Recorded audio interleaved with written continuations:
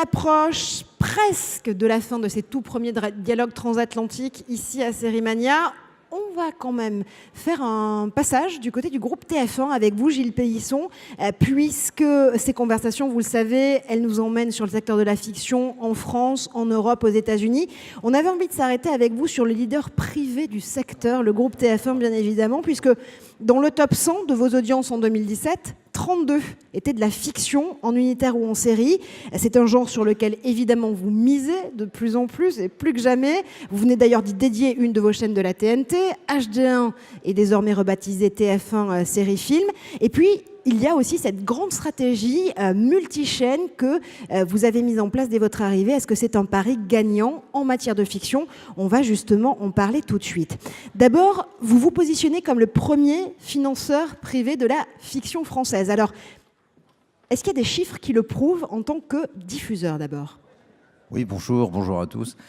C'est un plaisir d'abord d'être ici et merci à Xavier et à Rodolphe d'avoir organisé cette magnifique événement, parce que parler de la fiction, c'est vrai que c'est un plaisir. On est sur TF1 sur 80 soirées de prime time, on est sur, vous l'avez rappelé, 32 fictions qui sont en tête des 100 premières audiences françaises, donc c'est quelque chose de magnifique. Côté chiffre, c'est 150 millions d'euros d'investissement sur un total de grille pour le groupe TF1 d'un peu plus d'1 milliard d'euros. Donc c'est beaucoup d'investissements que l'on fait, mais surtout, je crois, ce que l'on retiendra, c'est que au fil des années, et depuis les dernières années particulièrement, on s'est attaché avec Ara Aprikian, avec Marie Guillaumont, qui est la patronne de la fiction, et Anne Viau, à aller vers des types de fiction qui attirent les Français. On a beaucoup parlé cet après-midi du local, de la réalité, des choses concrètes. Et c'est vrai qu'on a une mission, je crois, assez sociétale, qui fait que quand on parle de mention particulière, cette jeune fille trisomique qui est la première en France à passer son bac, les bracelets rouges récemment, j'ai vu une très très belle affiche là à l'entrée du palais, cette fiction qu'on a passée sur des enfants malades dans des hôpitaux, qui est quand même quelque chose d'extraordinaire et qui est un sujet difficile. On touche à des sujets de société que la fiction peut raconter et qui sont assez nouveaux. Ensuite, on l'a passé en première, en exclusivité ce week-end ici à Lille, Insoupçonnable, qui va venir avec des acteurs du cinéma. C'est Melville Poupeau, c'est Emmanuel Seigné, qui sortira sur nos écrans au dernier trimestre. Et puis, on s'est lancé, alors ça a été aussi une prise de risque du groupe TF1, sur une fiction quotidienne qui, en access, n'existait pas dans notre pays. On dit toujours l'Angleterre en a 4 ou 5. Nous, on n'en avait pas vraiment sur une grande chaîne telle que TF1. Et ça a été le succès qu'on a rencontré avec, évidemment, Newen et Telle France qui a produit cette série, Demain nous appartient, et qui est un très grand succès. Et puis, petit clin d'œil, évidemment, à Reed Hastings et Netflix, la distribution de La Menthe, avec Carole Bouquet, Fred Testo, qui a fait de très très belles audiences sur TF1, qui a été diffusé aux États-Unis. Et vous l'avez peut-être vu, Stephen King, The Independent, The New York Times ont souligné la qualité de cette série. Donc plutôt une satisfaction pour les producteurs ou les coproducteurs que nous sommes en fiction. Alors ça tombe très bien qu'on parle de Telle France, qu'on parle surtout de Newen, puisque l'annonce du moment, c'est le rachat finalisé de Newen. L'idée, c'est quoi, Gilles Pélisson? C'est de devenir la première fabrique à contenu d'Europe? Alors, avant de viser l'Europe, on va déjà viser une position assez solide en France. C'est-à-dire que moi, je crois beaucoup que les contenus resteront quelque chose de différenciant. En regardant, en arrivant il y a 3 ans à la tête du groupe, on a fait cette analyse de se dire nos pairs européens ont tous plus ou moins intégré des sociétés de production. Les ITV, les ProSieben, etc. sont très puissants dans ces domaines-là. Et est-ce qu'un groupe comme TF1 ne devrait pas être présent? Donc c'est vrai que quand on a eu l'occasion avec Fabrice Larue, le fondateur de Newen, de pouvoir trouver un accord, lui-même souhaitant à un moment passer la main ou s'adosser à un grand groupe, ça nous a semblé assez remarquable. Et quand on voit la qualité des productions, c'est Candice Renoir, c'est Braco, à l'international, c'est Versailles. C'est une capacité de création et de diffusion de la culture française, mais aussi d'un type de fiction qui, je crois, renforce le groupe, nous positionne sur ce domaine de la production, avec à venir certainement un build-up en Europe, puisqu'on a déjà racheté une société en Hollande, Tuvalu, plutôt dans le domaine du divertissement et de l'entertainment. Mais c'est vrai que pour nous, c'est un axe qui est important de façon à avoir cette présence dans le domaine de la production et des contenus. La fiction comme arme de développement donc et growth driver du groupe TF1, si je comprends bien. Aujourd'hui, encore une fois, on l'a beaucoup redit tout au long de cette journée, mais c'est vrai, on court après le temps, on court après l'argent, après l'engagement de nos audiences, et vous êtes beaucoup en plus à le faire, ou à tenter de pouvoir réussir cette course, que ce soit les diffuseurs traditionnels, les OTT et plateformes. Concrètement, est-ce que la télévision linéaire, cette fois-ci, qui n'est pas un gros mot, peut encore tirer son épingle du jeu ? Oui, alors évidemment, nous, on est des grands partisans de la télévision linéaire, je ne vais pas vous décevoir là-dessus. Non, l'idée, c'est de dire que le lien social qu'apporte la télévision, il y a peut-être le cinéma qui est la même chose, et peut-être aller au stade, qui peut être aussi un peu un vecteur de société, de partage d'émotions en commun. Je dis souvent, moi, l'Internet, rappelons-le, c'est une expérience qui est quand même très individualisée. On peut parler ensemble après d'expériences qu'on a vécues sur Internet, mais c'est d'abord des communautés. La télévision, elle rassemble, on va vivre des événements ensemble, on va les partager.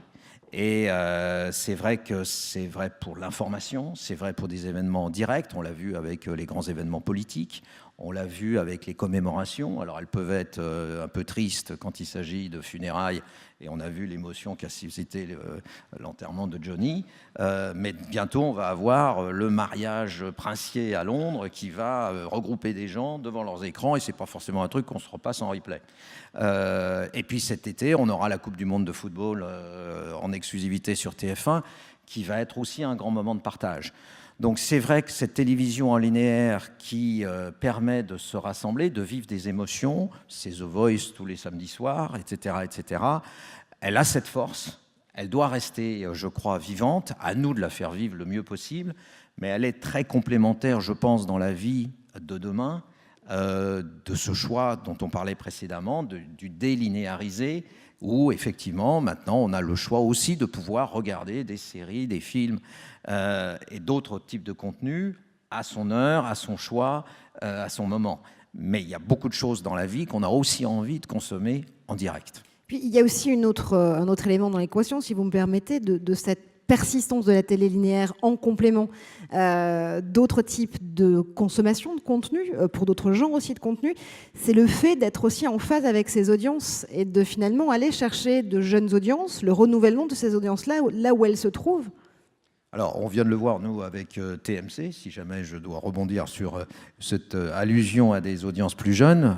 On a réinventé avec Ara et puis Alain Chabat une émission qui pouvait être culte pour certains d'entre nous il y a une vingtaine d'années, ou dizaine d'années, mais bon, qui soudainement retrouve un public, fait extrêmement bien sur les 25-49, avec un humour potache, etc., mais dont les gens, c'était hier soir, le deuxième prime, il a fait extrêmement bien, et surtout sur les jeunes populations. Donc c'est vrai que la télévision crée aussi ce côté happening, on veut y être, on veut le voir, tu l'as vu, tu l'as raté. Alors bien sûr qu'on aura le replay, mais quelque part le vivre en direct, c'est quand même autre chose. Et surtout aujourd'hui, où quand, enfin moi je le vois pour mes enfants, on regarde la télé, mais en même temps on a son portable, on partage, on partage avec ses amis.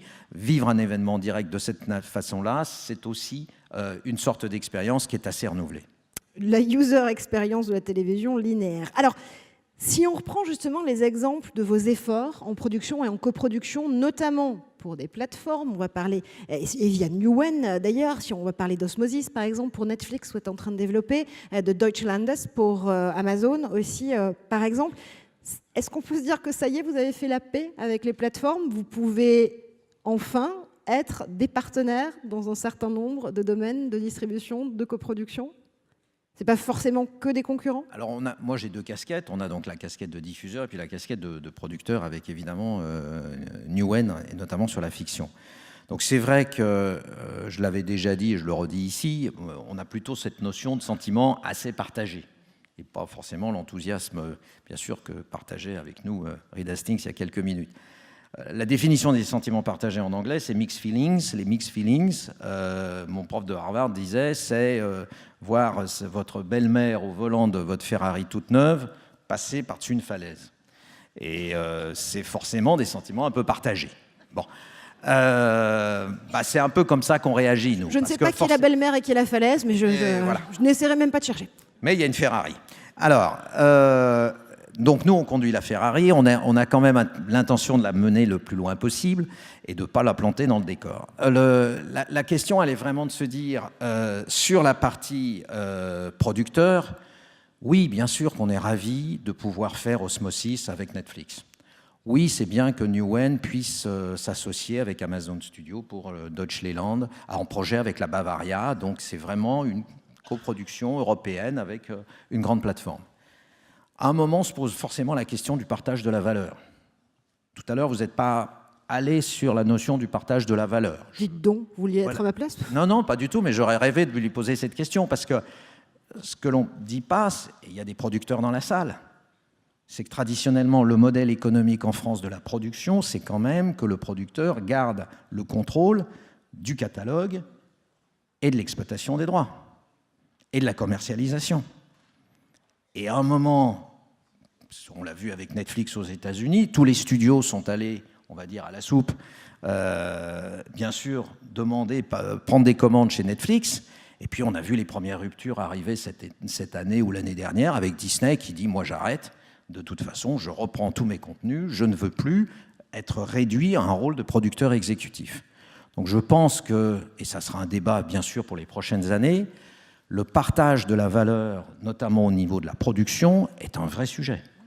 On ne peut pas être simplement réduit au niveau de producteur exécutif.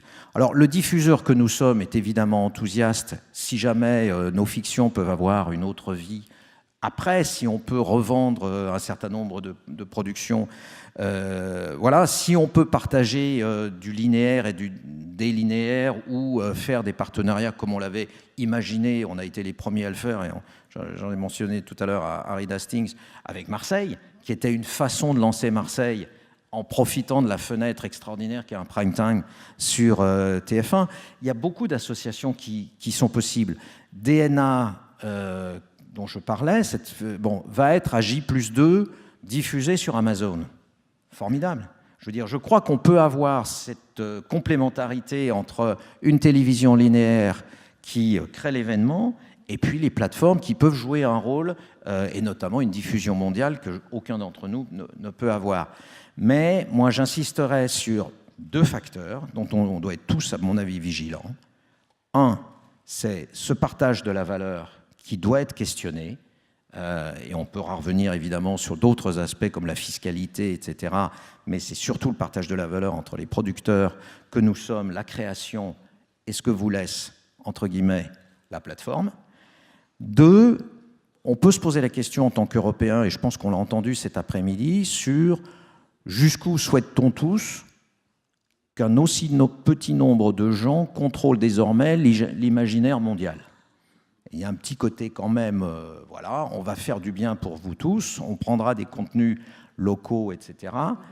Mais c'est quand même, produit, contenu par une plateforme. Et donc ça, je ne suis pas sûr que ça soit un modèle idéal. C'est quand même de la concentration d'une certaine façon. Et je pense qu'on doit au moins s'interroger sur est-ce que c'est véritablement cela. Je crois qu'il y a de la place pour tout le monde. Je crois qu'il faut laisser une place à la production locale. Je crois qu'il faut laisser une place aux petits producteurs. C'est la théorie des supermarchés et du commerce de centre-ville. Ils ont appris à coexister, mais c'est quand même très important. Bon, donc il faut faire attention à qui est le conducteur de la Ferrari du contenu, si je comprends bien. Exactement.